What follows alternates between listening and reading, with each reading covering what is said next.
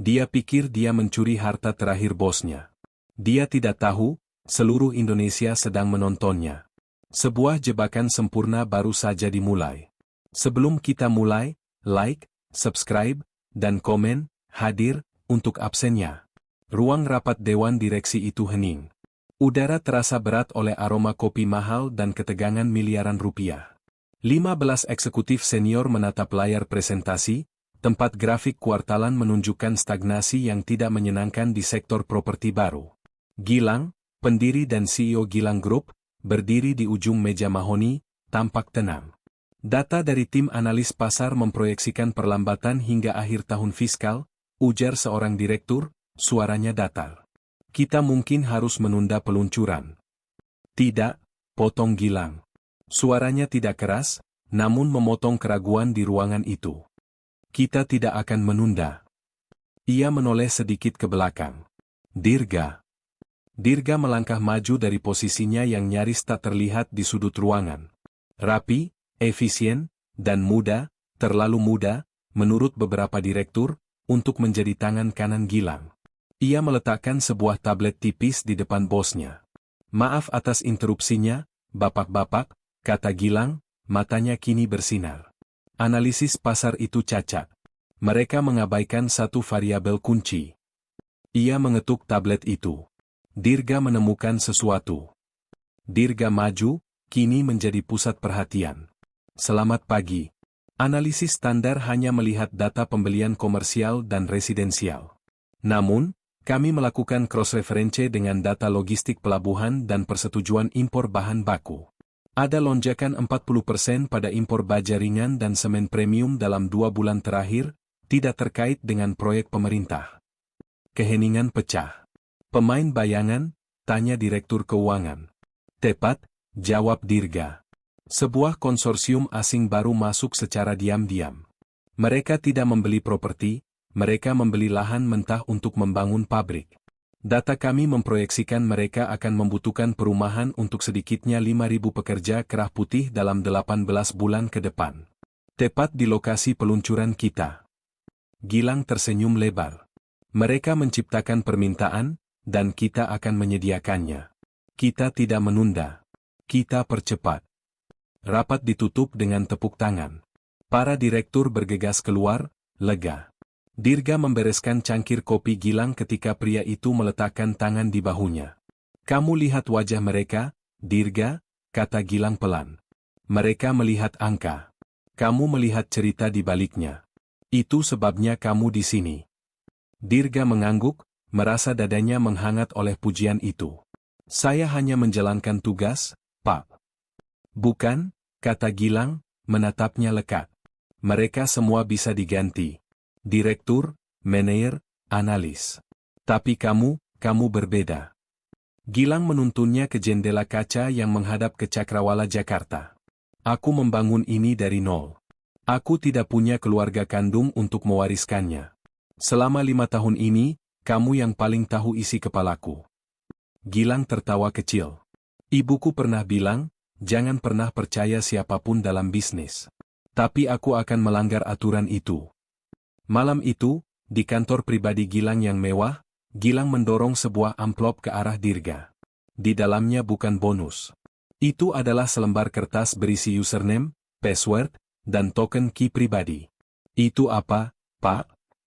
Itu rekening pribadiku. Dana lindung nilai, investasi lepas pantai, semua yang tidak tersentuh oleh perusahaan. Yang tidak diketahui Dewan Direksi. Aku ingin kamu yang mengelolanya. Dirga tertegun. Ini bukan hanya akses bisnis. Ini adalah kunci kerajaan. Pak Gilang, saya tidak tahu harus berkata apa. Ini kepercayaan yang terlalu besar. Gilang menuang 2 gelas whisky. Anggap ini tes, Dirga. Aku sudah menganggapmu lebih dari sekadar asisten. Kamu sudah seperti putra bagiku. Jangan kecewakan aku. Dirga menerima gelas itu. Rasa whisky yang mahal membakar tenggorokannya, tetapi yang lebih membakarnya adalah rasa bangga. Dia telah berhasil. Dia bukan lagi sekadar karyawan. Dia adalah keluarga. Kepercayaan itu mengubah segalanya. Dirga kini hidup dalam 2 dunia. Di satu sisi, Dia adalah Dirga, profesional muda sukses dengan apartemen bagus dan gaji yang membuat teman-teman sebayanya iri. Di sisi lain, dia adalah penjaga rahasia Gilang. Dia melihat apa yang tidak dilihat orang lain. Dia mengatur pembayaran untuk villa di Selandia Baru yang tidak pernah tercatat di laporan kekayaan manapun. Dia memesan jet pribadi untuk perjalanan, bisnis, ke Makau yang jelas-jelas murni perjudian tingkat tinggi. Dia melihat Gilang menghabiskan uang untuk satu botol anggur yang harganya setara dengan gaji Dirga setahun. Gilang murah hati padanya, tentu saja. Bonusnya besar. Tapi Dirga mulai menghitung. Dia melihat triliunan rupiah mengalir di bawah jarinya, sementara dia hanya mendapatkan remahannya. Benih itu ditanam pada suatu malam di sebuah pesta pribadi di penthouse Gilang. Itu bukan acara korporat. Itu adalah pesta untuk lingkaran terdalam Gilang. Politisi, model internasional, dan miliarder dari negara lain. Dirga ada di sana, seperti biasa, memastikan semuanya berjalan lancar, memegang tablet, mengatur catering. Dia tidak pernah merasa begitu terasing. Dia mengenakan jas mahal yang dibelikan Gilang, tetapi dia tahu bedanya. Dia staf. Dia melangkah ke balkon untuk mengambil napas, dan melihat Gilang sedang tertawa bersama dua orang pria, melemparkan kunci mobil. Ambil saja, kata Gilang, suaranya terdengar sampai ke balkon. Aku bosan dengan warnanya. Itu adalah Ferrari edisi terbatas yang baru tiba minggu lalu. Dirga yang mengurus dokumen impornya. Harganya 9 miliar rupiah. Diberikan begitu saja, seperti mainan. Ponsel Dirga bergetar. Pesan dari Sarah, pacarnya. Sebuah foto gaun pengantin di etalase butik mewah. Sayang, cantik banget kan? Kapan kita bisa mulai mikirin? Jantung Dirga mencelos. Dia melihat foto gaun itu, lalu kembali menatap Gilang yang sedang menyalakan cerutu seharga jutaan rupiah. Sebuah pesan lain masuk. Kali ini dari nomor tak dikenal. Jatuh tempo lusa, Dirga. 300 juta. Kami tahu kamu kerja di mana. Jangan buat kami datang ke kantormu. Keringat dingin membasahi kemejanya. Kekalahan judi online bodoh 2 bulan lalu telah berbunga menjadi monster yang siap menelannya. Dia sudah buntu. Dia mencoba menjual jam tangannya, tetapi itu tidak cukup. Dia kembali ke dalam, wajahnya pucat. Gilang melihatnya. Kamu tidak sehat, Dirga? Wajahmu pucat sekali. Hanya sedikit lelah, Pak. Tidak apa-apa. Kerja keras, kata Gilang, menepuk punggungnya. Nanti aku naikkan gajimu bulan depan. Pergilah berlibur. Bulan depan. 300 juta itu jatuh tempo lusa. Malam itu, Dirga duduk di depan laptopnya di apartemennya yang sepi. Dia menatap layar perbankan pribadi Gilang. Total saldo di salah satu rekening saja cukup untuk membeli 10 gedung apartemen seperti tempat tinggalnya. Gilang tidak akan pernah tahu. Bagaimana mungkin dia tahu? Uang itu hanya angka di layar baginya.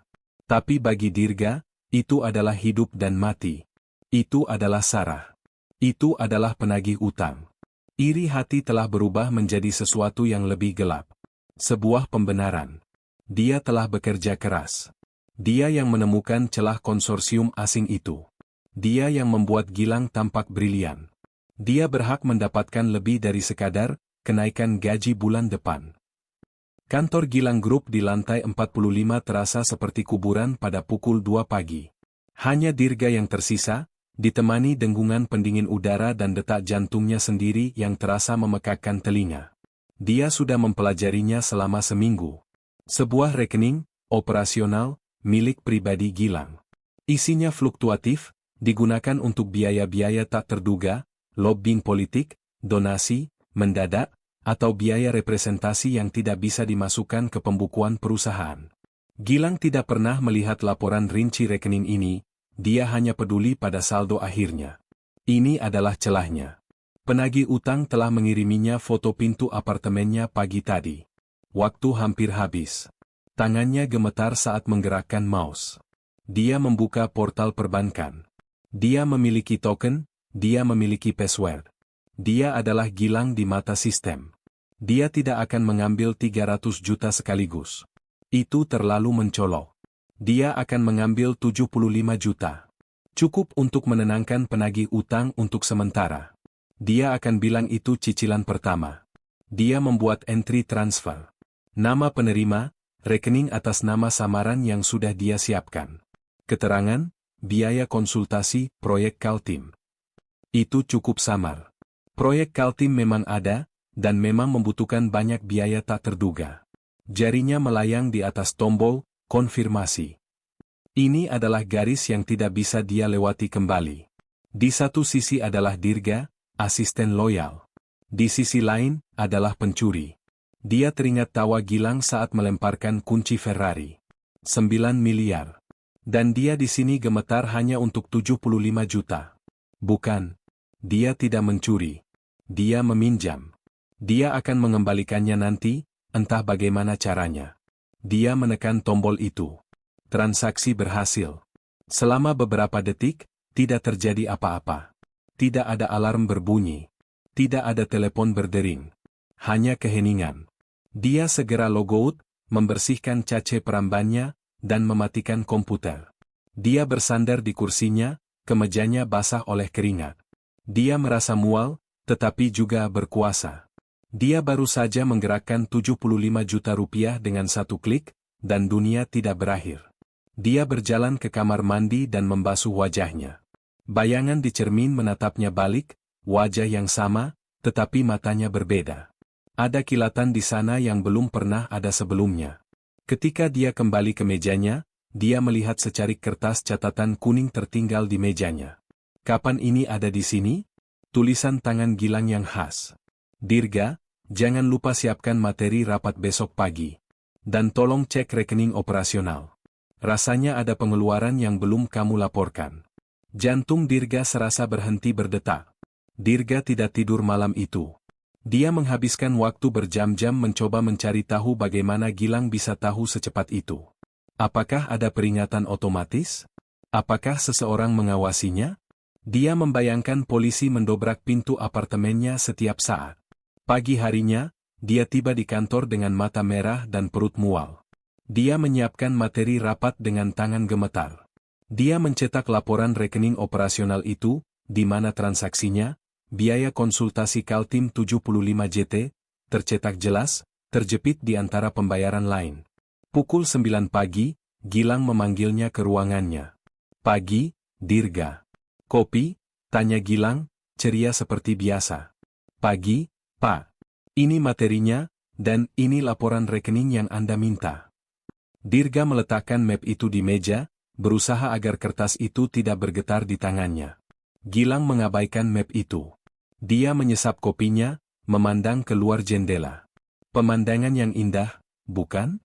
Terkadang aku lupa betapa tingginya kita. Indah sekali, Pak, jawab Dirga, suaranya tercekat. Gilang akhirnya mengambil map itu. Dia membukanya. Dirga menahan napas.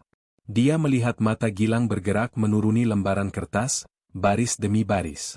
Lalu, mata itu berhenti. Tepat di baris transaksinya. Keheningan di ruangan itu begitu pekat hingga Dirga bisa mendengar debu mengendap. 1 detik berlalu. 5 detik. 10. Gilang tidak bergerak, hanya menatap angka 75 juta itu. Dirga merasa ingin pingsan. Inilah akhirnya. Dia akan dipecat, dipermalukan, mungkin dipenjara. Dia sudah menyiapkan permintaan maaf, kebohongan, pembelaan, tapi otaknya kosong. Perlahan, Gilang mengangkat kepalanya. Dia tidak terlihat marah. Dia tidak terlihat kecewa. Dia menatap lurus ke mata Dirga. Dan dia tersenyum. Bukan senyum tipis. Itu senyum lebar, hangat, dan penuh kebapakan yang biasa dia berikan. Kerja bagus, Dirga, kata Gilang, menutup map itu dan meletakkannya kembali di meja. Dirga membelalak. Maksud, Pak? Laporan ini. Rapi sekali. Detail. Aku suka caramu mengkategorikan semuanya. Sangat efisien. Gilang berdiri, menepuk bahu Dirga. Aku tidak tahu apa jadinya aku tanpamu. Kau benar-benar tangan kananku. Gilang berjalan ke pintu, membukanya. Ayo, kita mulai rapatnya. Dewan direksi sudah menunggu. Dirga membeku di tempat. Dia, Tidak menyebutkannya? Dia tidak melihatnya? Atau dia melihatnya tapi tidak peduli? Dirga berjalan keluar dari ruangan itu seperti dalam mimpi. Gelombang kelegaan yang luar biasa membanjirinya, begitu kuat hingga lututnya terasa lemas. Dia salah menafsirkan catatan tadi malam. Gilang tidak curiga. Gilang hanya efisien. Dia hanya ingin laporannya siap. Tentu saja. Apa artinya 75 juta bagi seorang Gilang? Itu bahkan bukan uang receh. Itu debu. Dia terlalu sibuk, terlalu kaya, terlalu tinggi untuk peduli pada detail sekecil itu. Saat Dirga berjalan di belakang Gilang menuju ruang rapat, dia tidak melihat senyum di wajah Gilang memudar, digantikan oleh ekspresi dingin dan penuh perhitungan. Gilang tahu. Tentu saja dia tahu.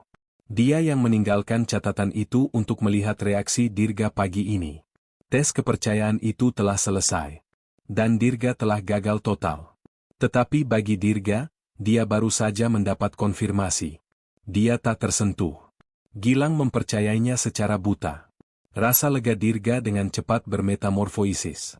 Dalam seminggu, perasaan itu berubah dari, aku selamat, menjadi, dia tidak tahu. Sebulan kemudian, itu menjadi, dia bodoh. Kepercayaan buta Gilang bukanlah sebuah kehormatan, itu adalah sebuah kelemahan. Sebuah cacat dalam sistem yang bisa dieksploitasi. Rasa takutnya hilang, digantikan oleh keserakahan yang dingin dan terencana. Dia membayar lunas utang judinya. Dia membelikan sarah kalung berlian, bukan gaun pengantin. Dia mulai merasakan kehidupan yang seharusnya menjadi miliknya. Tapi transfer acak terlalu berisiko. Itu tidak rapi. Dia membutuhkan sesuatu yang lebih permanen, sesuatu yang terintegrasi. Dirga mulai bekerja lembur dengan tujuan baru. Dia tidak lagi mencari cara untuk membantu Gilang, dia mencari cara untuk membantu dirinya sendiri. Dia menggunakan identitas sepupu jauh Sarah yang tinggal di desa, seseorang yang tidak akan pernah terlacak, untuk mendaftarkan sebuah perusahaan cangkang. Dia menamakannya PT Solusi Prima Nusantara, SPN. Nama yang terdengar korporat, membosankan, dan sah. Dia membuka rekening bank atas nama perusahaan itu, menggunakan dokumen palsu yang dia peroleh dari koneksi pasar gelap. Langkah selanjutnya adalah genialitasnya. Dia tidak meretas sistem. Dia menggunakan sistem. Sebagai orang yang mengelola rekening pribadi Gilang, dia memiliki wewenang untuk menyetujui vendor baru untuk layanan konsultasi pribadi. Dia memasukkan SPN ke dalam daftar vendor yang disetujui. Dia mulai membuat faktur. Faktur pertama sederhana, riset pasar proyek Villa Selandia Baru. Dia mentransfer 450 juta rupiah dari rekening operasional Gilang ke rekening SPN. Dia menunggu. Tidak ada yang terjadi. Minggu depannya, dia membuat faktur lain. Jasa konsultasi manajemen aset, kuartal 3. 600 juta rupiah. Lancar. Bulan berikutnya, dia menjadi lebih berani. Gilang sedang dalam perjalanan bisnis ke London. Dirga membuat faktur, biaya akuisisi lahan awal, proyek Kaltim. 1.200.000.000 rupiah. Uang itu masuk dengan mulus. Dari rekening SPN, dia mentransfernya ke rekening lepas pantai lain yang telah dia siapkan di Cayman Island. Dalam 3 bulan, Dirga telah menyedot hampir 5 miliar rupiah. Dia masih Dirga yang efisien dan rendah hati di kantor. Dia masih membawakan kopi Gilang. Dia masih membungkuk sedikit ketika berbicara dengan bosnya. Tapi di dalam, dia adalah seorang master.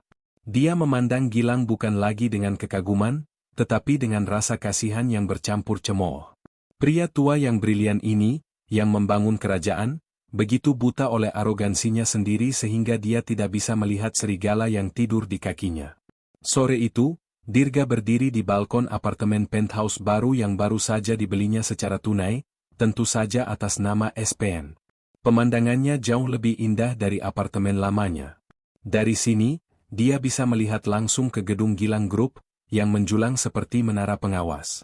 Dia mengangkat segelas whisky Macallan 25 tahun, minuman yang sama yang biasa diminum Gilang.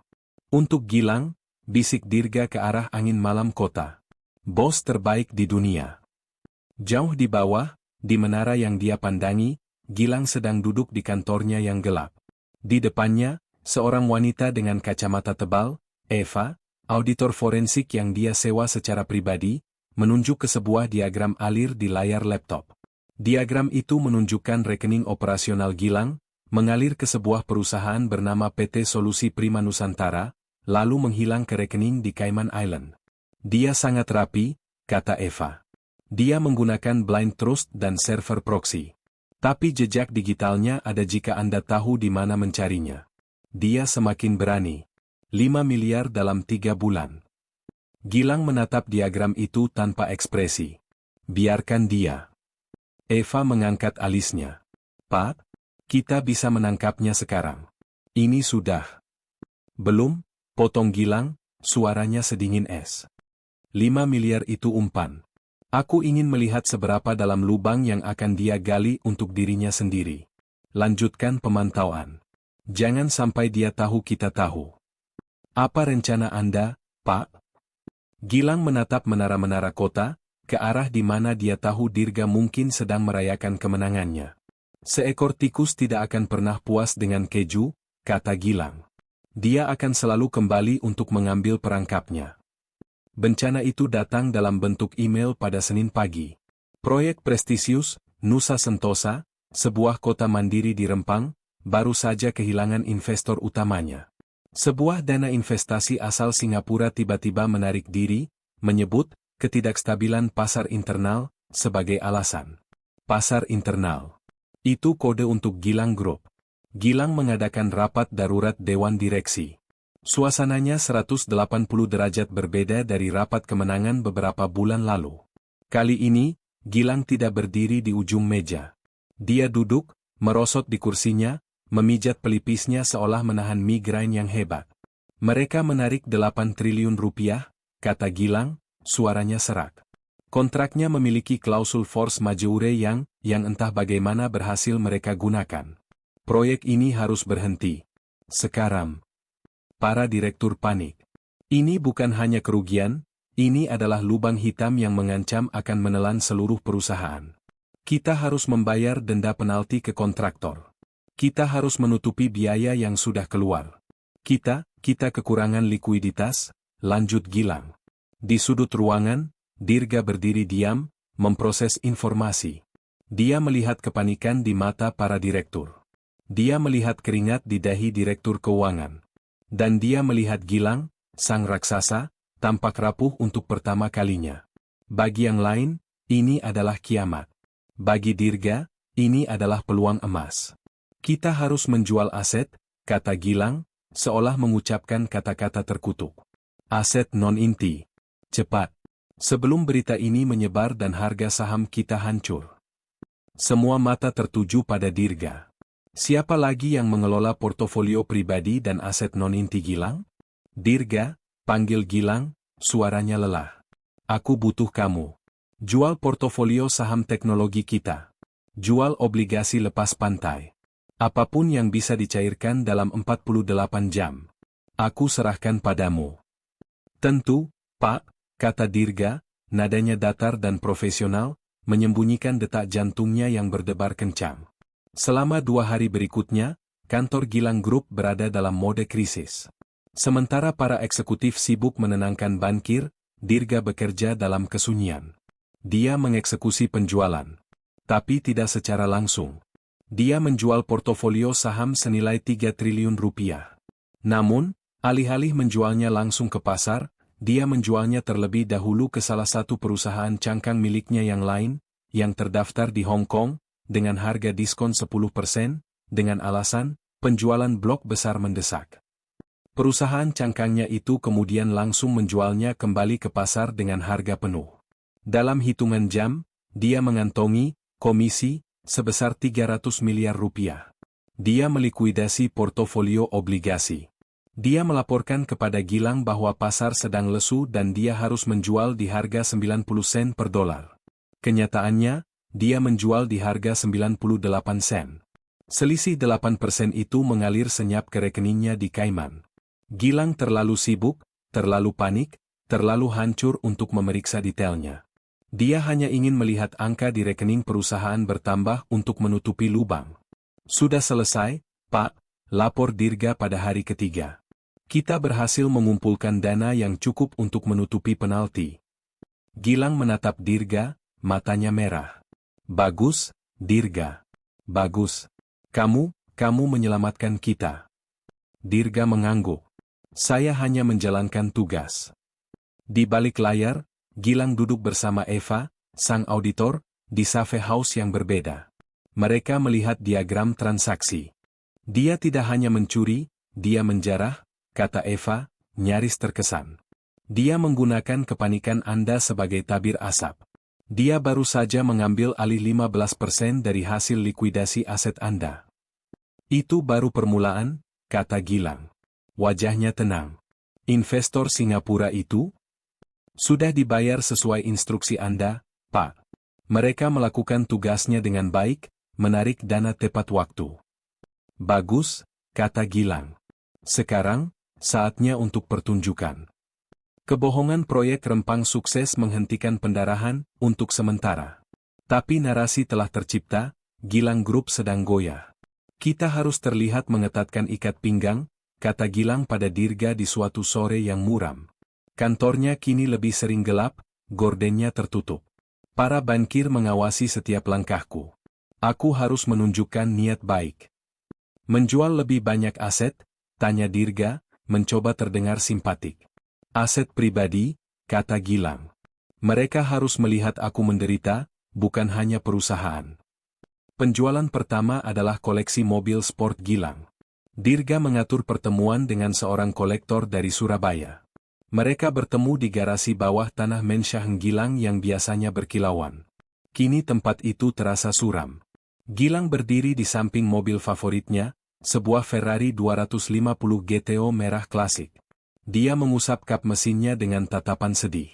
Ini adalah mobil pertama yang kubeli setelah IPO, katanya pelan, lebih pada dirinya sendiri daripada pada Dirga.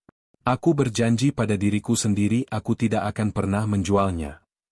Dirga merasa sedikit tidak sabar. Kolektor itu sudah menunggu, Pak. Dia setuju dengan harga yang kita tawarkan. Harga? Gilang tertawa getir. Kamu tahu harga yang dia tawarkan itu penghinaan, kan?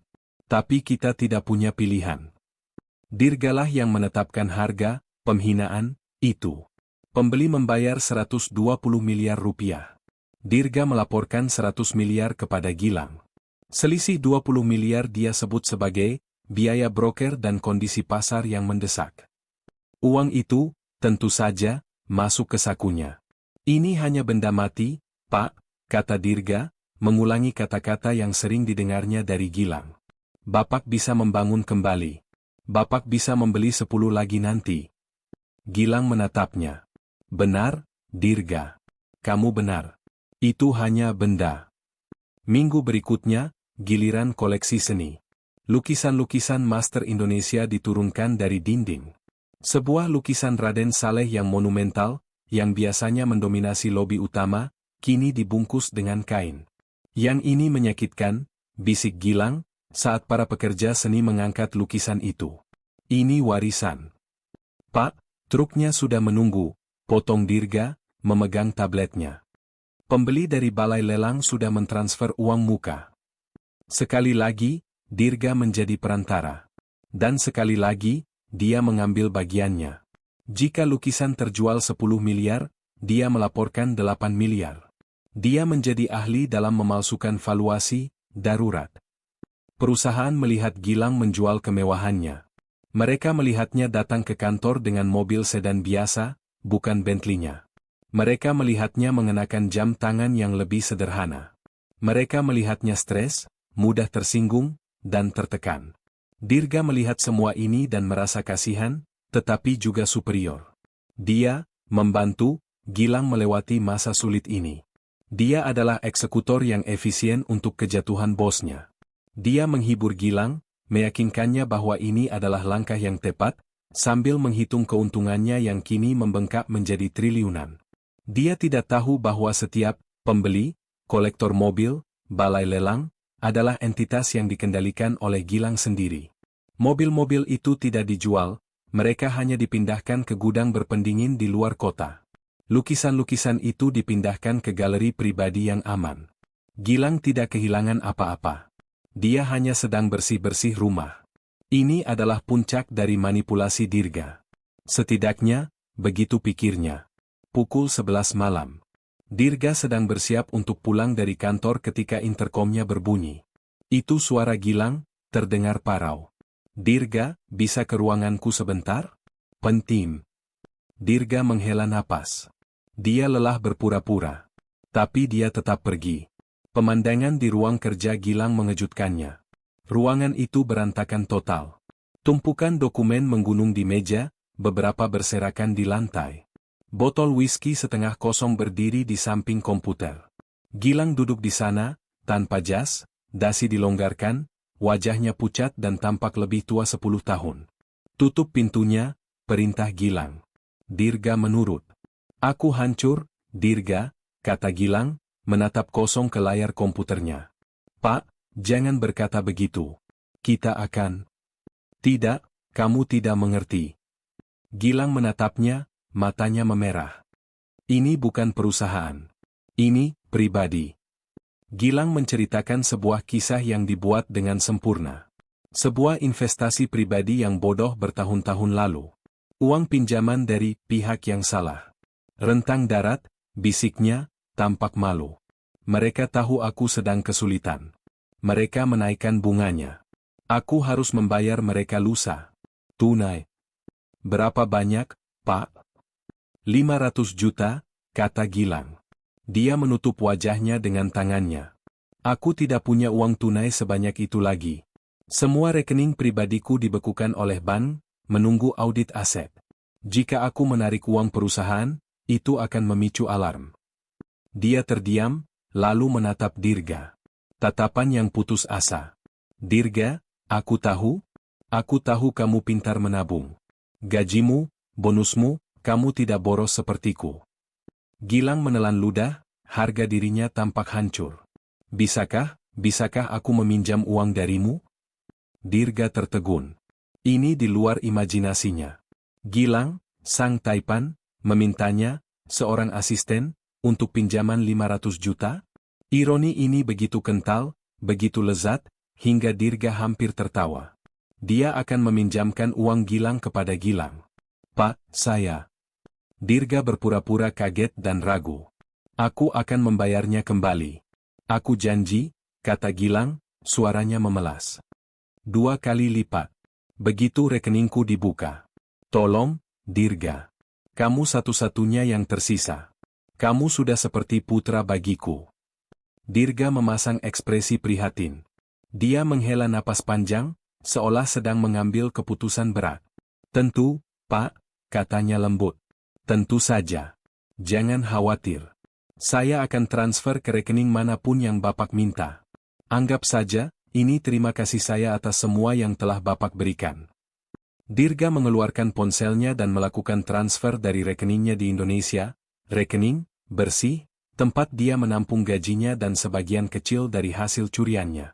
Transfer berhasil, 500 juta rupiah. Mata Gilang berkaca-kaca. Dia berdiri, berjalan limbung, dan memeluk Dirga. Itu pelukan seorang pria yang putus asa. Terima kasih, bisiknya. Kamu menyelamatkan kehormatanku, Dirga. Kamu menyelamatkan hidupku. Dirga menepuk punggung bosnya dengan canggung, sambil menahan senyum puas. Kapanpun Bapak butuh, kata Dirga. Ketika Dirga meninggalkan ruangan itu, dia merasa mabuk oleh kekuasaan. Dia bukan lagi asisten. Dia bukan lagi pencuri. Dia adalah sang dalang. Dia adalah penyelamat. Dia mengendalikan pria yang pernah mengendalikan seluruh kota. Begitu pintu tertutup, Gilang menegakkan tubuhnya. Ekspresi putus asa itu hilang seperti disapu. Dia berjalan ke mejanya, mengambil ponsel terenkripsi, dan mengirim pesan kepada Eva. Umpan 500 juta diterima. Dia mengambilnya. Tikus itu merasa menjadi raja. Keesokan paginya, suasana kantor kembali tegang. Gilang memanggil rapat manajer inti.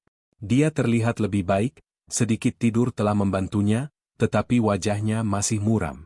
Kabar buruk, katanya tanpa basa-basi. Karena kegagalan proyek Rempang dan penjualan aset yang terburu-buru, para bankir memaksakan audit eksternal pada kita. Bukan hanya perusahaan. Mereka ingin melihat semua rekeningku. Jantung Dirga serasa melompat ke tenggorokannya. Audit? Audit penuh? Mereka mengirimkan anjing pelacak terbaik mereka, lanjut Gilang. Namanya Eva. Dia dari firma auditor forensik independen. Dia akan memiliki akses penuh. Mulai hari ini. Pintu terbuka, dan Eva masuk. Dia adalah antitesis dari Gilang yang karismatik. Wanita itu berusia 40-an, berpakaian kaku, dengan kacamata tebal dan rambut disanggul ketat. Dia tidak tersenyum. Dia membawa aura musim dingin. Dia menatap setiap orang di ruangan itu seolah-olah mereka adalah tersangka dalam daftar panjangnya. Perkenalkan Eva, kata Gilang. Dia akan bekerja sama dengan Dirga. Mata Eva bertemu dengan mata Dirga. Tatapannya dingin dan menusuk. Dirga merasa mual. Ini adalah akhir. Selesai. Auditor forensik? Dia akan menemukan PT Solusi Prima Nusantara dalam hitungan jam. Dia akan melacak transfer Hong Kong. Dia akan melihat semuanya. Rapat itu selesai dalam keadaan cemas. Dirga kembali ke mejanya, pikirannya berpacu panik. Bagaimana cara kabur? Negara mana yang tidak memiliki perjanjian ekstradisi? Interkom berbunyi. Dirga, ke ruanganku.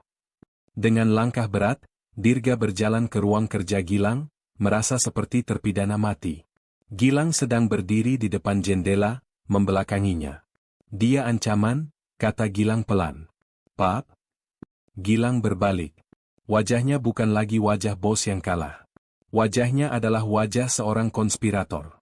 Eva, katanya, suaranya nyaris berbisik. Dia bukan di sini untuk menyelamatkan perusahaan. Dia di sini untuk menghancurkanku. Dirga bingung. Apa maksud Bapak? Bankir. Dewan direksi. Mereka ingin aku keluar, kata Gilang. Mereka pikir aku yang menyebabkan keruntuhan ini. Mereka pikir aku menyembunyikan uang. Eva dikirim untuk menemukan bukti bahwa aku menggelapkan dana perusahaan. Gilang melangkah mendekat, matanya menatap tajam ke mata Dirga. Dia akan memeriksa rekening pribadiku. Rekening yang kamu kelola. Dia akan melihat transfer-transfer, konsultasi. Dia akan melihat pembayaran, politik. Dia akan melihat semua yang tidak resmi. Gilang tersenyum tipis. Dia akan mengira itu adalah aku yang mencuri dari diriku sendiri. Sebuah kesadaran luar biasa menyinari pikiran Dirga. Dia salah paham. Dia musuh kita, Dirga, kata Gilang, meletakkan tangan di bahu Dirga. Bukan musuhmu. Musuh kita. Dia akan mencoba menjebakku. Apa yang harus saya lakukan, Pak? Kamu yang memegang kuncinya. Aku percaya padamu, Dirga. Bukan pada dia. Lakukan apapun yang harus kamu lakukan. Sibukkan dia. Beri dia data yang dia inginkan, data perusahaan yang bersih. Tapi lindungi rekening pribadiku. Lindungi kita. Alihkan perhatiannya. Buat dia mengejar jejak yang salah. Kamu lebih pintar darinya. Gelombang kelegaan yang begitu besar menyapu Dirga, membuatnya hampir pusing. Ini bukan jebakan. Ini adalah aliansi. Gilang tidak mencurigainya, Gilang membutuhkannya. Gilang secara aktif memintanya untuk menutupi jejak mereka berdua. Eva bukanlah ancaman baginya, Eva adalah ancaman bagi Gilang, dan Dirga adalah pelindungnya. Saya mengerti, Pak, kata Dirga, berdiri lebih tegak. Saya tidak akan mengecewakan Anda. Dia tidak akan menemukan apa-apa. Aku tahu, kata Gilang. Dirga keluar dari ruangan itu dengan semangat baru. Dia sekarang memiliki misi ganda, terus mencuri, dan pada saat yang sama, secara aktif menyesatkan auditor yang dikirim untuk menangkapnya. Dia merasa tak terkalahkan. Permainan kucing dan tikus antara Dirga dan Eva dimulai. Dirga merasa brilian. Dia memberikan ribuan halaman data yang tidak relevan kepada Eva. Dia, secara tidak sengaja, salah mengkategorikan file. Dia membuat Eva sibuk mengejar jejak pembayaran kecil yang sah namun rumit, sementara dia terus menyedot miliaran dari aset-aset yang dijual. Sementara itu, citra publik Gilang hancur lebur. Semua media finansial besar kini memberitakan kejatuhan Sang Taipan. Malam itu, Dirga berada di penthouse barunya yang mewah, yang dibelinya atas nama perusahaan cangkang lain. Sarah, pacarnya, sedang mencoba gaun malam berlian yang baru dibelinya. Mereka minum sampanye Dom Perignon. TV layar datar 80 inci di dinding menayangkan program berita bisnis eksklusif. Berita utama malam ini, kata sang pembawa acara. Tragedi Gilang Group. Apakah ini akhir dari sebuah era? Mereka memutar rekaman yang diambil pagi itu. Gilang, terlihat kuyu dan kurus, berjalan keluar dari gedung kantornya. Dia dikerumuni wartawan. Pak Gilang, benarkah perusahaan Anda akan dinyatakan pilot minggu depan? Benarkah Anda menjual semua aset pribadi Anda untuk menutupi utang? Gilang berhenti. Dia tampak lelah. Sangat lelah. Dia menatap ke kamera, matanya yang dulu tajam kini kusam. Kami sedang mengalami restrukturisasi, katanya, suaranya parau.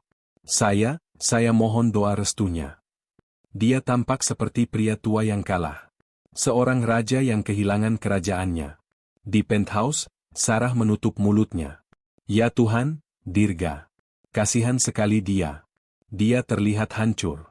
Ini mengerikan. Dirga menatap layar. Dia melihat pria yang memohon padanya untuk pinjaman 500 juta. Dia melihat pria yang memintanya untuk melindunginya dari auditor. Lalu, Dirga tertawa. Bukan senyum. Bukan tawa kecil. Itu adalah tawa yang lepas, sombong, dan penuh kemenangan. Kasihan, ulang Dirga. Dia mengambil remote dan mematikan TV, memotong wajah sedih Gilang. Dia tidak kasihan, sayang, kata Dirga, berjalan ke jendela dan menatap kota yang berkilauan di bawahnya. Dia bodoh. Dia membangun semua ini, dan dia terlalu percaya pada satu orang untuk menjaganya. Tapi, bagaimana dengan pekerjaanmu? Pekerjaanku? Dirga berbalik, tersenyum pada Sarah. Aku sudah punya pekerjaan baru. Mengelola aset-asetku sendiri. Dia merasa seperti pemenang utama. Dia telah mengalahkan sistem. Dia telah mengalahkan sang raksasa. Dia telah mengambil segalanya dari pria yang memiliki segalanya, tepat di depan matanya. Gilang sudah selesai. Yang tersisa hanyalah mengambil remah-remah terakhir. Jauh di seberang kota, di ruang kontrol sementaranya, Gilang sedang menonton rekaman yang sama. Tapi bukan rekaman berita. Dia sedang menonton rekaman audio yang disadap dari kantornya sendiri. Dia mendengarkan kembali percakapannya dengan Dirga, saat dia meminjam uang. Eva masuk. Dia baru saja mentransfer 200 miliar lagi dari penjualan galeri seni. Dia semakin rakus. Dan dia pikir dia berhasil mengalihkan perhatianku dengan memberiku data palsu proyek Rempang. Bagus, kata Gilang. Dia mematikan rekaman itu. Dia sudah sangat percaya diri. Dia pikir dia dalangnya, dan aku korbannya. Gilang berdiri. Wajahnya yang lelah, kini mengeras menjadi baja. Sudah waktunya untuk babak terakhir, kata Gilang. Sudah waktunya untuk menunjukkan padanya apa yang tersisa di brankas. Mensyahan Gilang yang megah terasa hampa. Gema langkah kaki kini memantul di dinding yang telanjang. Para pekerja pengangkut barang telah mengambil semuanya. Lukisan master telah dilelang, furnitur antik disita oleh bank. Dirga berdiri di lobi utama yang kosong, memegang satu-satunya kotak tersisa, berisi barang-barang pribadi Gilang. Gilang sendiri berdiri di depan pintu, menatap ruang yang pernah menjadi simbol kekuasaannya. Dia tidak mengenakan setelan jas Zegna hari ini. Hanya kemeja linen kusut dan celana katun. Mereka mengambil semuanya, Dirga, bisik Gilang, suaranya hampa. Bankir-bankir itu. Seperti burung bangkai. Mereka bahkan mengambil cangkir kopi favoritku. Dirga memasang ekspresi simpatik. Ini masa yang sulit, Pak. Tapi Bapak akan bangkit kembali. Bangkit? Gilang tertawa kering. Tidak ada lagi yang bisa dibangkitkan. Perusahaan sedang dalam proses kurator. Rekeningku dibekukan. Rumah ini, lunas dalam 24 jam. Kita akan pergi kemana, Pak? Villa keluarga, kata Gilang, mengambil kotak itu dari tangan Dirga. Di puncak. Tempat lama. Ibuku meninggal di sana. Setidaknya mereka tidak bisa mengambil kenangan. Villa itu, seperti yang dikatakan Gilang, lebih kecil.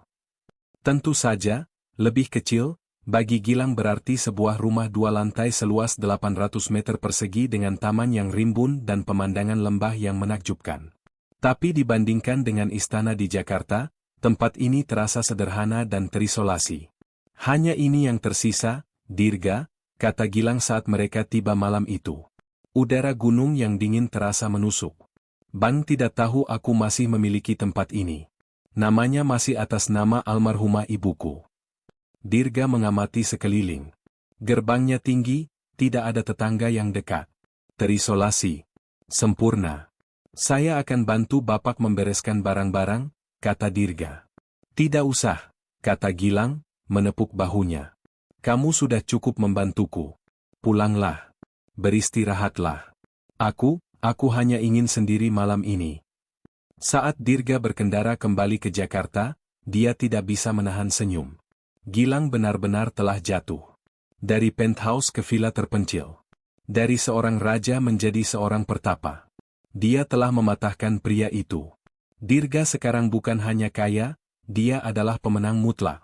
Di belakangnya, di villa, Gilang masuk ke ruang kerja. Dia menyalakan sistem keamanan, memeriksa 5 kamera mikro yang baru dipasang, dan melakukan panggilan terenkripsi. Eva, katanya, suaranya kini tajam dan penuh energi. Target telah dipindahkan. Fase 3 dimulai. Selama seminggu berikutnya, Dirga berperan sebagai asisten yang berbakti. Dia membawakan bahan makanan ke villa, menangani sisa-sisa korespondensi, dan mendengarkan keluh kesah Gilang tentang investor yang mengkhianatinya, dan auditor sialan itu, Eva. Dirga tahu Eva masih mengendus-endus, tetapi seperti yang diminta Gilang, Dirga berhasil menguburnya dalam tumpukan birokrasi, membuatnya mengejar jejak palsu di rekening perusahaan yang sudah lama mati. Eva tampak frustrasi, dan Gilang tampak semakin putus asa. Pada suatu sore, Dirga masuk ke ruang kerja villa untuk meminta tanda tangan pada beberapa dokumen pelepasan aset terakhir. Dia menemukan Gilang duduk dalam kegelapan, hanya diterangi oleh lampu meja. Pak? Gilang tampak terkejut. Dia buru-buru menutup laci meja, tapi tidak cukup cepat.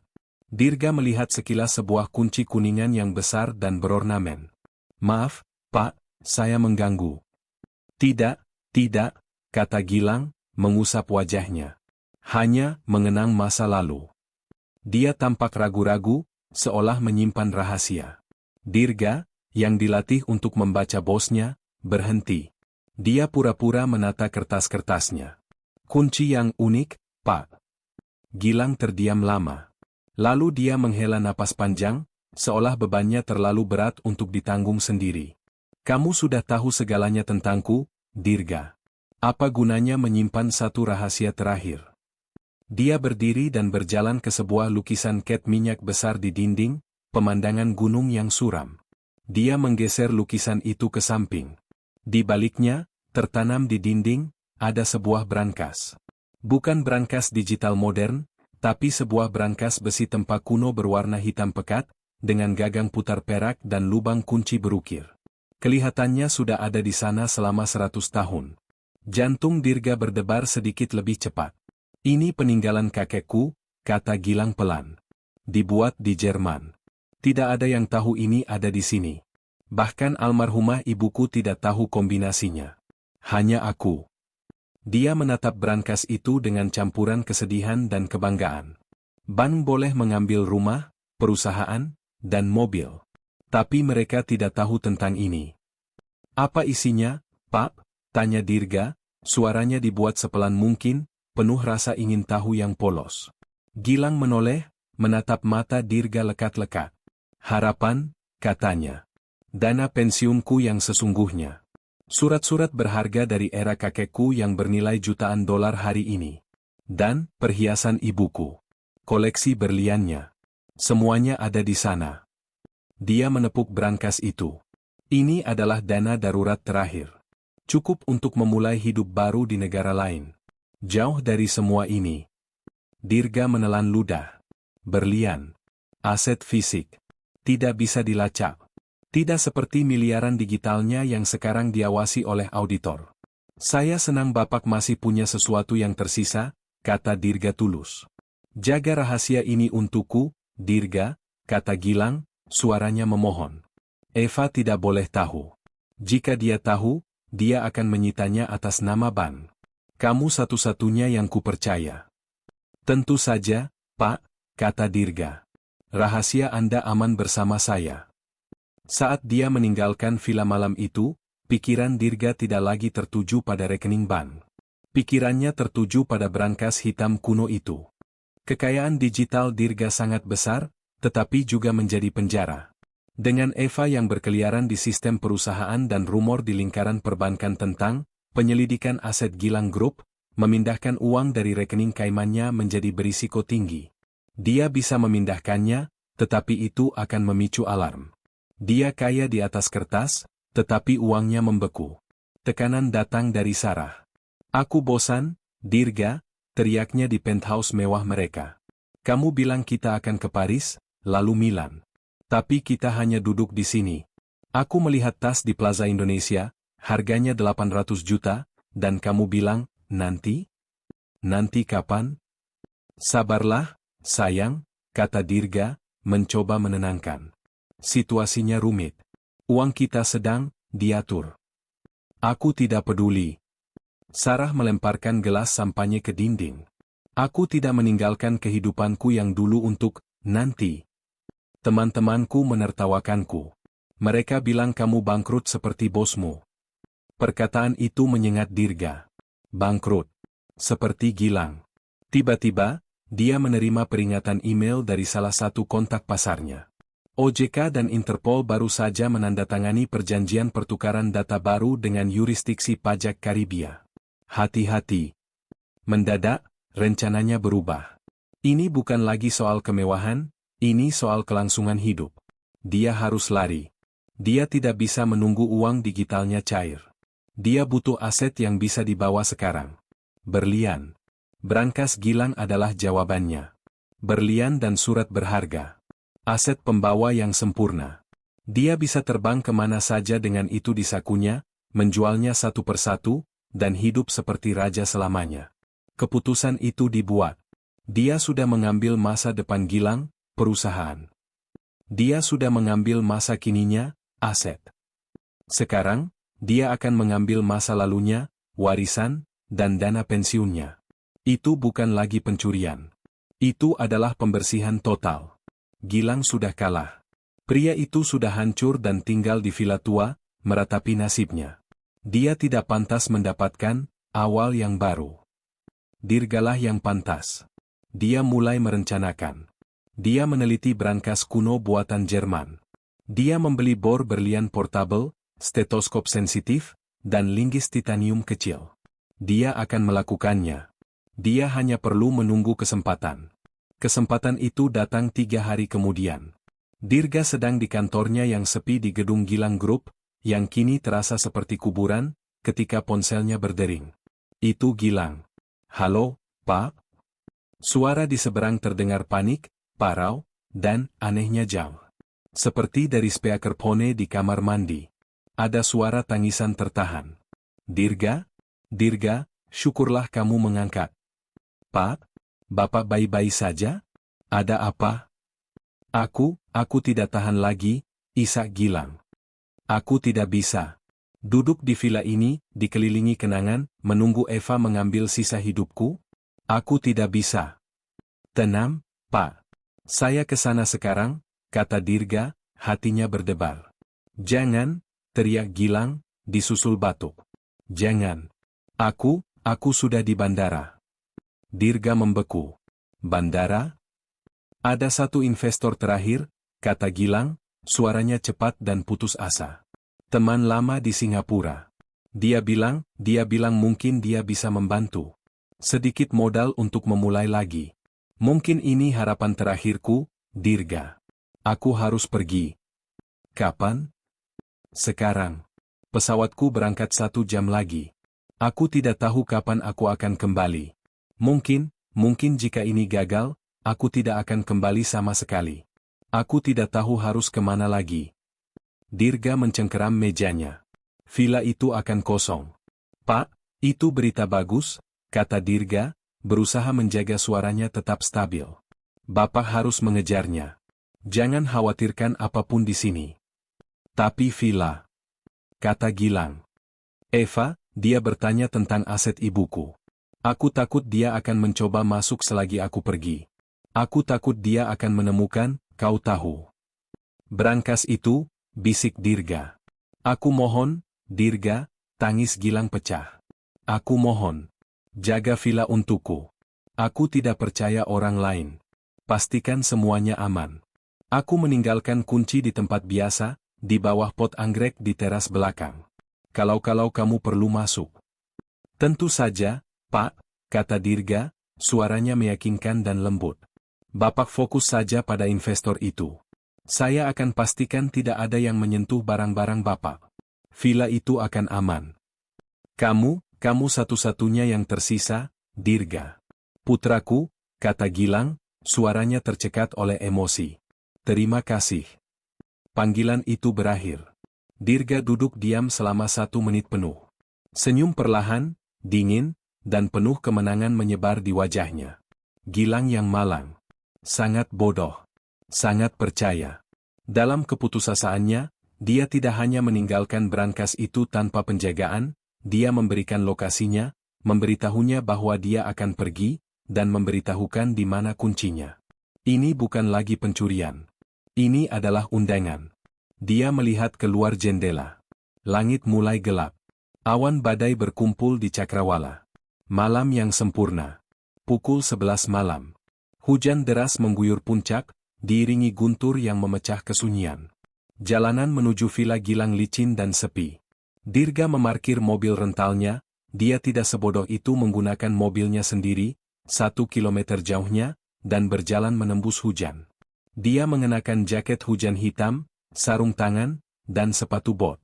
Ransel di punggungnya terasa berat oleh peralatan. Villa itu gelap gulita. Persis seperti yang diharapkan. Dia melompat pagar di titik yang paling tersembunyi, mendarat tanpa suara di rumput yang basah. Dia berjingkat ke teras belakang. Pot anggrek. Dia merogoh ke bawahnya. Dingin. Keras. Kunci rumah itu ada di sana. Dia hampir tertawa terbahak-bahak. Dasar bodoh. Dia membuka pintu sepelan mungkin. Alarm tidak berbunyi. Tentu saja tidak. Gilang terlalu putus asa untuk ingat mengaktifkannya. Atau mungkin dia ingin Dirga bisa masuk dengan mudah untuk memeriksanya. Villa itu sunyi. Hanya suara hujan dan detak jam dinding kuno di ruang tamu. Dia menyalakan senter kecil dan langsung menuju ruang kerja. Semuanya persis seperti saat dia tinggalkan. Dia menggeser lukisan pemandangan yang suram itu. Di sana, brankas hitam itu menunggunya. Seperti makam kuno yang menyimpan harta karun. Oke, bisiknya pada dirinya sendiri. Mari kita bekerja. Dia mengeluarkan stetoskopnya lebih dulu, menempelkannya ke logam yang dingin. Dia memutar gagangnya, mendengarkan. Klik, klik. Dia mencoba selama 20 menit. Tidak ada. Brankas ini terlalu tua. Mekanismenya terlalu kaku. Rencana B, gumamnya. Dia mengeluarkan bor portabelnya yang bertenaga baterai, memasang mata bor berlian. Dia memeriksa cetak biru brankas serupa yang dia temukan di internet. Titik kuncinya harus berada tepat di atas lubang kunci. Dia menekan bor itu ke logam. Suara decitan bernada tinggi yang mengerikan memenuhi ruangan. Dirga tersentak, tetapi kemudian guntur menggelegar di luar, menutupi kebisingan itu dengan sempurna. Dia tersenyum. Alam semesta ada di pihaknya. Dia mengebor. Keringat bercucuran di wajahnya, bercampur dengan air hujan dari rambutnya. Ini lebih sulit dari yang dia kira. Logam Jerman ini tangguh. Asap tipis mulai mengepul dari titik bor. Setelah apa yang terasa seperti selamanya, mata bor itu menembus. Klik. Dia memasukkan obeng tipis ke dalam lubang, mengutak-atik mekanisme internal. Gagal. Frustrasi, dia beralih ke rencana C kekuatan kasar. Dia mengambil linggis titaniumnya. Dia memasukkan ujung pipihnya ke celah pintu brankas. Dia menyandarkan seluruh berat badannya. Logam berdecit memprotes. Ayolah, ayolah, tua bangka. Geramnya. Dia menarik sekuat tenaga. Guntur bergemuruh lagi. Kerak. Bukan suara brankas. Itu suara linggisnya yang patah. Benda itu terbang dan menghantam dinding. Dirga terlempar ke belakang, jatuh terduduk. Dia terengah-engah, frustrasi dan panik. Dia melihat brankas itu. Masih tertutup. Mengejeknya. Tiba-tiba, dia merasakan sesuatu. Perasaan aneh. Bahwa dia tidak sendirian. Dia mematikan senternya, menahan napas. Hanya suara hujan. Paranehya, batinnya. Dia bangkit. Dia melihat brankas itu lagi. Dia marah. Marah pada Gilang karena memiliki ini. Marah pada brankas ini karena begitu sulit. Dia melihat gagang putar perak di tengah. Dia mencengkeramnya dengan kedua tangan, bukan lagi untuk mendengarkan kombinasi, tetapi untuk merusaknya. Dia memutarnya ke kanan, lalu menghentaknya ke kiri dengan seluruh sisa kekuatannya. Terdengar bunyi klik yang keras dan memuaskan. Bunyi itu bukan dari dalam brankas. Itu adalah bunyi semua lampu di ruangan yang tiba-tiba menyala. Dirga membeku, matanya menyipit karena cahaya yang tiba-tiba. Pintu brankas itu berdesis pelan dan terbuka dengan sendirinya. Dirga menatap ke dalam. Kosong. Benar-benar kosong. Kecuali, sebuah amplop putih tergeletak di tengah. Tangannya gemetar saat dia meraih amplop itu. Dia membukanya. Di dalamnya ada sebuah cermin saku kecil. Dia mengangkatnya, dan dalam kebingungan, dia melihat bayangan wajahnya sendiri, basah, kotor, serakah, dan ketakutan. Lalu, sebuah suara, bukan dari dalam ruangan, tapi dari speaker yang tersembunyi, menggema di sekelilingnya. Itu suara Gilang. Jernih, tenang, dan penuh kekuasaan. Tersenyumlah, Dirga. Kamu ada di kamera. 2 kilometer dari villa, tersembunyi di jalan buntu yang tertutup pepohonan, sebuah van siaran berteknologi tinggi berdengung pelan, tak terpengaruh oleh badai di luarnya. Di dalam, suasananya steril dan dingin. Belasan monitor menyala, menampilkan setiap sudut ruang kerja villa dalam resolusi tinggi. Di satu layar, close-up wajah Dirga yang berkeringat. Di layar lain, tangannya yang gemetar pada bor. Di layar ketiga, bidikan wide angle dari rak buku, menunjukkan sosoknya yang putus asa. Gilang duduk di kursi kapten, setenang seorang ahli bedah. Dia tidak mengenakan kemeja linen kusut. Dia mengenakan sweater kasmir hitam yang rapi. Di sebelahnya, Eva, sang auditor, memantau laptopnya, melacak metrik audio. Audio jernih, Pak, kata Eva. Decitan bor itu tertangkap sempurna. Denyut jantungnya pasti 140. Di seberang mereka, Ardi, sang produser eksekutif, mengunyah kukunya. Ini gila, Gilang. Ini materi siaran langsung terbaik yang pernah saya lihat. Jaringan akan menyukainya. Sabar, kata Gilang, matanya terpaku pada monitor utama. Dia melihat Dirga terlempar ke belakang setelah linggisnya patah. Dia melihat Dirga terdiam, curiga. Dia merasakan sesuatu, bisik Ardi. Biarkan, kata Gilang. Biarkan dia sampai pada kesimpulannya sendiri. Mereka menyaksikan dalam keheningan saat Dirga, dalam amarahnya, menghentak gagang putar itu. Klik. Di dalam van, Eva menekan sebuah tombol di konsolnya. Lampu studio, aktif. Gilang mengambil mikrofon berkualitas studio di depannya. Dia melihat ke monitor di mana Dirga sedang membeku, dibutakan oleh cahaya. Tunggu dia membuka amplopnya, perintah Gilang. Mereka melihat Dirga mengambil cermin. Melihat kebingungannya. Melihat pantulan wajahnya sendiri yang hancur. Gilang menekan tombol, talkback. Dia menarik napas dalam-dalam, bukan karena gugup, tetapi untuk memberi bobot pada suaranya. Tersenyumlah, Dirga. Kamu ada di kamera. Di monitor, mereka melihat Dirga jatuh terduduk, cermin itu terlepas dari genggamannya. Ardi, kata Gilang, mematikan mikrofonnya. Pindahkan siarannya dari fan ke kru di lapangan. Wina sudah siap? Siap siar dalam 30 detik, kata Ardi, tangannya menari di atas tombol switcher. Eva? Eva mengangguk. Polisi sudah di gerbang depan. Bagus, kata Gilang. Dia berdiri, merapikan sweaternya. Aku akan ganti baju. Sudah waktunya untuk konfrontasi. Untuk sesaat, dunia Dirga menjadi putih bersih. Lampu-lampu itu bukan lampu ruangan. Itu adalah lampu studio yang panas dan tanpa ampun, dipasang secara strategis di langit-langit, yang sebelumnya dia kira adalah lampu biasa. Cahaya itu membakar matanya. Lalu suara itu. Suara Gilang. Tapi bukan suara Gilang yang putus asa dari telepon. Bukan suara Gilang yang rapuh dan kalah. Ini adalah suara Gilang yang dia dengar di ruang rapat dewan direksi. Suara yang bergemuruh, penuh otoritas, dan diperkuat secara elektronik hingga memenuhi setiap sudut ruangan. Dirga terhuyung mundur, tangannya terangkat untuk melindungi matanya. Apa? Apa ini? Apa yang kamu cari, Dirga? Suara Gilang menggema lagi. Apakah ini?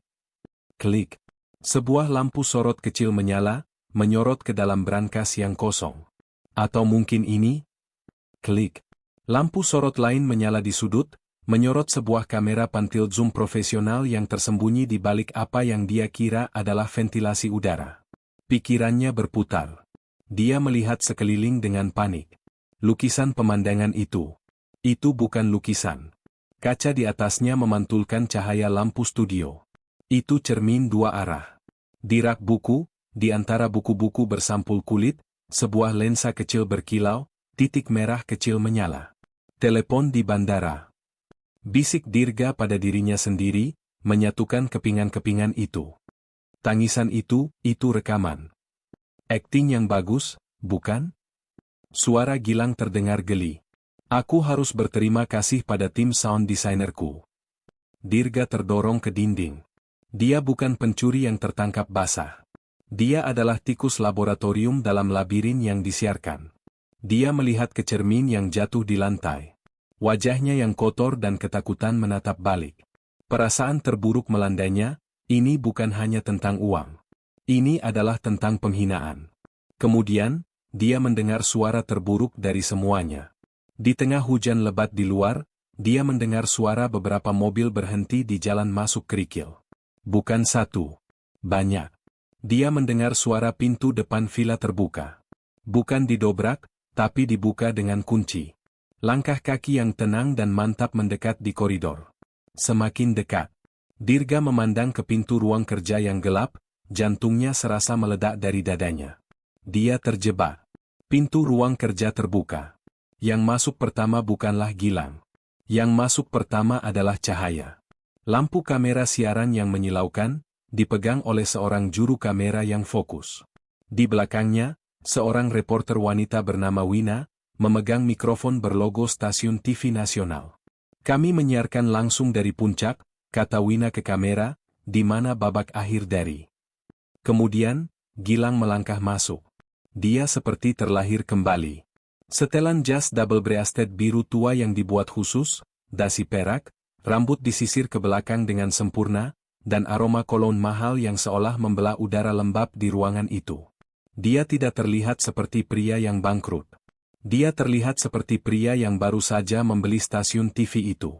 Di belakangnya, dua petugas polisi berseragam lengkap masuk, tangan mereka berada di dekat perlengkapan mereka, mata mereka tertuju pada Dirga. Dirga merosot ke dinding. Kakinya lemas. Pak Gilang, ini salah paham. Gilang tersenyum. Itu bukan senyuman hangat seorang ayah. Itu adalah senyuman pembedah yang baru saja menemukan inti penyakitnya. Salah paham? Gilang berjalan santai ke tengah ruangan, menghindari peralatan bor yang berserakan. Kamu menerobos masuk ke rumahku. Kamu mencoba membobol brankas keluargaku. Dan kamu terlihat seperti baru saja merangkak keluar dari selokan. Di bagian mana salah pahamnya, Dirga? Kamera TV bergeser dari wajah Gilang ke wajah Dirga, menangkap kontras yang brutal itu. Kamu memintaku. Dirga tergagap. Kamu bilang kamu di bandara. Kamu bilang kamu butuh bantuan. Benar, kata Gilang. Dan selama 6 bulan, kamu membantuku dengan sangat baik. Gilang mulai berjalan pelan mengelilingi Dirga, seperti seekor hiu. Aku memberimu tes pertama, Dirga. 75 juta rupiah, kata Gilang, suaranya kini dingin. Kamu mengambilnya. Aku tahu di hari yang sama. Catatan di mejamu itu adalah tes kedua. Kamu pura-pura tidak tahu. Kamu gagal lagi. Dirga menggelengkan kepalanya, air mata panik mulai mengalir. Tidak, tidak. Lalu proyek Rempang, lanjut Gilang, mengabaikannya. Kamu pikir investor kabur? Aku yang membayar mereka untuk kabur. Aku menciptakan krisis untuk melihat seberapa dalam keserakahanmu. Gilang menunjuk ke kamera. Dan kamu tidak mengecewakan. Kamu menjarah perusahaan yang sedang tenggelam itu. Aset-aset itu, lukisan mobil. Bisik Dirga, realitas menamparnya. Ah, ya. Asetku, Gilang tertawa. Kamu pikir aku akan menjual Ferrari 250 GTO-ku pada kolektor rendahan? Aku memindahkannya ke gudang baru. Pembelinya? Perusahaan induk baruku di Singapura, yang kubangun menggunakan dana yang kamu kira kamu curi. Pintu terbuka lagi. Eva masuk, tidak lagi menyamar sebagai auditor yang kaku. Dia mengenakan setelan bisnis yang tajam, memegang sebuah map tebal. Dan ini, kata Gilang, adalah Eva. Bukan auditor yang dikirim bankir. Dia auditor forensikku. Dia telah melacak setiap rupiah yang kamu pindahkan sejak detik pertama. Eva melangkah maju dan menyerahkan map itu kepada salah satu petugas polisi. Di dalamnya ada rincian PT Solusi Prima Nusantara, rincian rekening Hong Kong, dan transfer ke Kepulauan Kaiman. Semuanya terhubung langsung ke perangkat pribadi atas nama Dirga. Wina, sang reporter, dengan cepat mengarahkan mikrofonnya ke Dirga. Pak Dirga, apa tanggapan Anda atas tuduhan ini? Jutaan pemirsa sedang menonton. Dirga menepis mikrofon itu. Dia menatap Gilang dengan kebencian murni. Kamu jahat, teriaknya. Kamu menjebakku. Kamu mempermainkanku. Aku mempermainkanmu? Gilang berhenti tersenyum. Wajahnya mengeras. Aku menganggapmu seperti putraku sendiri. Aku memberimu kepercayaanku. Aku memberimu kunci kerajaanku. Dan kamu mengkhianatiku untuk beberapa miliar rupiah dan apartemen mewah. Gilang melangkah maju sampai wajah mereka hanya berjarak beberapa senti. Kamu menggali kuburan ini, Dirga, bisik Gilang. Aku hanya memastikan semua orang menonton saat kamu jatuh ke dalamnya. Aku masih punya uangnya.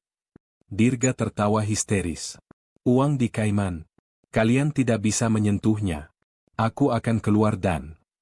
Giliran Eva yang tersenyum tipis. Anda salah, Dirga. Anda pasti melewatkan berita.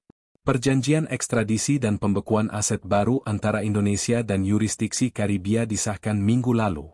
Saya sendiri yang membantu menyusun draftnya. Eva menatap jam tangannya. Atas permintaan kami, otoritas Kaiman membekukan semua aset Anda, tepat 3 jam yang lalu.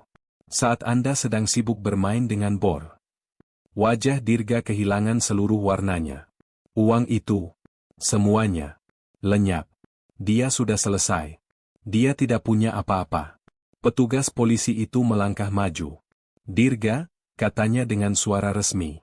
Anda ditahan atas tuduhan pencurian, penggelapan, pencucian uang, dan pembobolan. Petugas itu memborgol tangan Dirga di belakang punggungnya. Bunyi klik borgol itu terdengar lebih keras daripada guntur di luar. Kamera siaran langsung memperbesar wajah Dirga yang hancur, basah oleh air mata dan keringat, saat dia didorong keluar dari ruangan. Gilang berbalik menghadap kamera. Dia merapikan dasinya.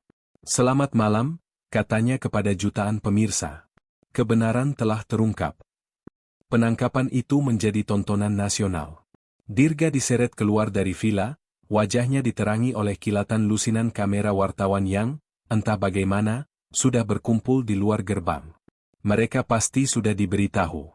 Perjalanan memalukan, Walk of Shame, itu disiarkan langsung, diulang-ulang setiap jam. Hujan deras membuat adegan itu semakin dramatis, seolah langit sendiri sedang membersihkan kotoran. Tagar asisten penggali kubur meledak di media sosial dalam hitungan menit. Pembuktian kebenaran Gilang dan Karma Dirga menyusul. Di kafe-kafe, orang-orang menonton dari TV layar datar, bertepuk tangan saat Dirga tersandung. Di ruang-ruang rapat, para eksekutif muda menonton dengan ngeri, melihat mimpi buruk profesional terbesar mereka menjadi kenyataan. Di penthouse mewah yang dibeli Dirga, Sarah menonton semuanya dengan ngeri. Dia melihat borgol itu. Dia melihat logo stasiun TV. Dia melihat apartemen mereka, disebut dalam laporan berita sebagai hasil kejahatan. Gelas sampahnya terlepas dari tangannya, pecah di lantai marmer. Bel pintunya berbunyi. Dia tahu itu bukan layanan kamar. 2 minggu kemudian, Menshahen Gilang Group telah pulih sepenuhnya. Lukisan Raden Saleh yang monumental kembali tergantung di lobi utama. Bentley milik Gilang terparkir mulus di jalan masuk. Aroma kopi mahal dan kekuasaan kembali memenuhi udara. Gilang duduk di ruang kerjanya yang asli. Tidak ada lagi kemeja kusut. Dia mengenakan setelan jas yang sempurna. Di depannya bukan berita TV. Berita sudah basi. Dia sedang menonton rekaman mentah dari kamera tersembunyi di villa. Bukan siaran langsung yang diedit, tapi rekaman hitam putih tanpa suara dari kamera di rak buku. Dia menonton close-up wajah Dirga. Dia melihat momen keraguan. Dia melihat momen keserakahan mengambil alih.